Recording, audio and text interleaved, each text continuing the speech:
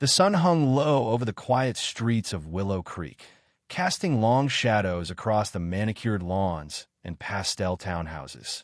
It was a Sunday afternoon like any other, so I thought when the sharp screech of tires shattered the calm. I was unloading groceries from my brother Ethan's beat-up Toyota, the one he'd driven since his discharge from the Marines. The driveway of my place was a mess of wet concrete and caution tape, so we parked in the VY Ciders Handicap spot near the community clubhouse spot I'd fought the HOA for when Ethan moved in with me 6 months ago. His prosthetic leg, a sleek titanium marvel, gleamed faintly in the fading light as he balanced a bag of apples in one arm and steadied himself with the other. Ethan had always been the steady one, even after 2 tours in Syria left him with scarsome VY Cybele, some buried deep. The roadside bomb that took his right leg below the knee hadn't taken his quiet humor or his stubborn pride. He'd adjusted to CIVY Lien life with a grace I NVY ed, though I knew the nights he spent staring at the ceiling told a different story. I'd begged him to move in with me after his discharge, partly because I missed him, partly because I couldn't stand the thought of him alone in some dingy apartment. He'd agreed, reluctantly, and we'd settled into a rhythm until that Sunday, when Margaret Voss, the self-appointed queen of Willow Creek's HOA, decided to make her move. Her silver BMW screeched to a halt behind us, boxing us in. I didn't need to turn around to know it was her. The staccato click of her stilettos on the pavement was a sound every resident dreaded. Margaret was a woman who wielded her clipboard like a scepter, her platinum blonde hair always teased into a helmet of perfection. Her lips painted a garish coral that matched her manicured nails. She'd been HOA president for 2 years, and in that time, she'd turned our little community into her personal fiefdom, finding people for unapproved mailbox colors, issuing citations for kids' toys left in yards, and once towing a nurse's car during a 12-hour shift because it was parked an inch too close to a hydrant. "Excuse me." Her voice cut through the air like a whip. She waved her clipboard, a neon green monstrosity covered in stickers proclaiming her authority. "This spot is reserved for actual SAW handicapped residents, not freeloaders too lazy to walk from the overflow lot." I set down a bag of canned goods and turned to face her, forcing a smile. "Margaret, Ethan has a permit. It's right there on his mirror. See?" I pointed to the blue placard dangling from the rear VYEW, its edges worn from years of use. Ethan, ever the diplomat, flashed her a disarming grin. "Ma'am, I'm happy to move if someone else needs it. Just say the word." But Margaret wasn't in the mood for reason. Her eyes narrowed, and she jabbed a finger at his chest. "Don't man me. I've been watching you strut around here like you own the place. You don't look handicapped to me. This kind of scam is exactly why our property values are tanking." The air grew thick with tension. A few neighbors' misses. Patel from next door, old Mr. Callahan with his cane had wandered over, drawn by the commotion. Ethan's smile faded, and I saw the muscle in his jaw twitch. Slowly, deliberately, he bent down and rolled up the leg of his jeans, revealing the prosthetic that had become as much a part of him as his hazel eyes. "Lost it in Syria," he said, his voice steady but edged with steel. "Is this handicap enough for you?" A gasp rippled through the small crowd. "Mrs." Patel pressed a hand to her mouth and missed her. Callahan muttered something under his breath. For a moment, I thought Margaret might back down, her face flushed, her lips parting as if to speak. But then something snapped. Her eyes blazed with a fury I'd never seen before, and she shrieked, "How dare you try to humiliate me in front of everyone?" Before I could react, she lunged forward and slammed her fist into Ethan's chest.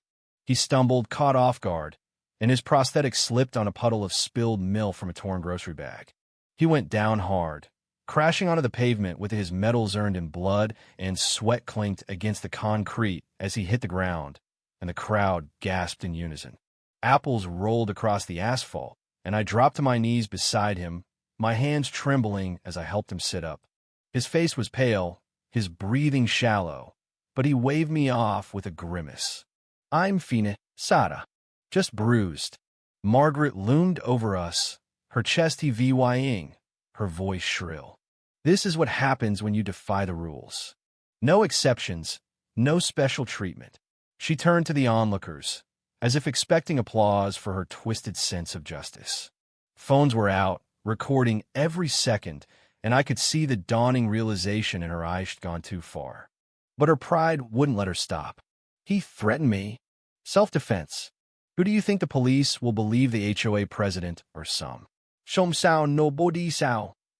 I stood, my hands shaking with rage, and met her gaze. You just assaulted my brother, Margaret. A disabled combat vétéran. In front of witnesses. On video. This isn't over. Her coral lips twisted into a smirk, but it didn't reach her eyes. Threats? Add that to your violation list. She spun on her heel and stormed back to her BMW. Leah vying us, surrounded by stunned neighbors offering tissues and hushed apologies. Mrs. Patel approached, her voice soft. Are you okay, dear? She's gotten worse lately. Power's gone her head. Ethan nodded, brushing off his jeans with a dignity that made my chest ache. I've faced worse, ma'am. Much worse. But I saw the flicker of shame in his eyes, the way he avoided looking at the scattered groceries. My brother, who'd carried wounded men out of firefights, reduced to this by a petty tyrant. I helped him inside, settled him on the couch with an ice pack, and slipped into my bedroom to make a call. Judge Carter's office, came the crisp voice on the other end. It's Sarah, I said, keeping my tone even. I need to speak to Daniel. It's urgent. He's in a meeting with the DA, but I'll get him. Family emergency. Tell him Margaret Voss just assaulted Ethan, yes. The one with the prosthetic for parking in a handicapped spot. Witnesses video, the works. 5 minutes later, my phone buzzed. Daniel's voice was a low growl. Tell me everything.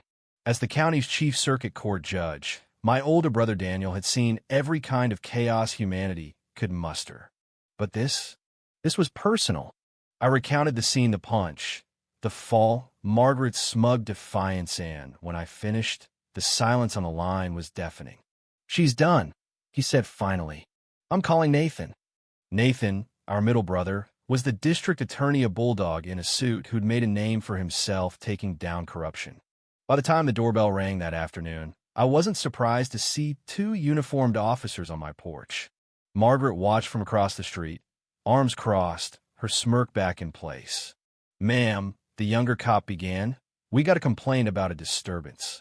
A resident claims your brother threatened her, and she acted in self-defense. Ethan limped to my side, his posture still ramrod straight despite the pain.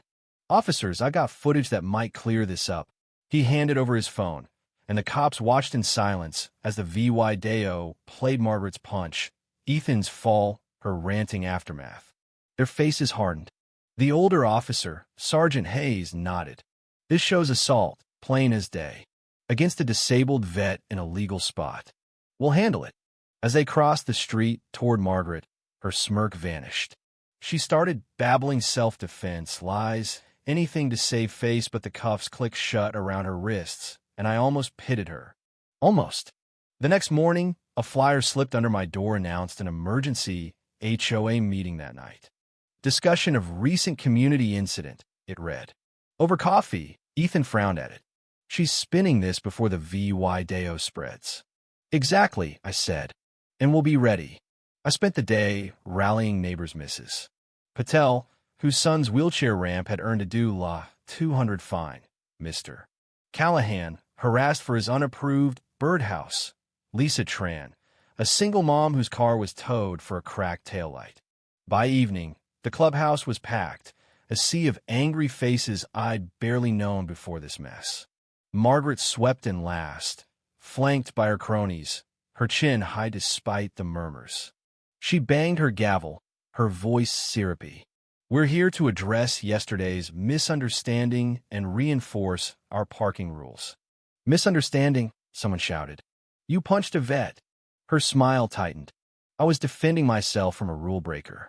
As president, I protect this community. I stood, my heart pounding. Margaret, let's introduce ourselves properly. I'm Sarah, Carter County Court Administrator.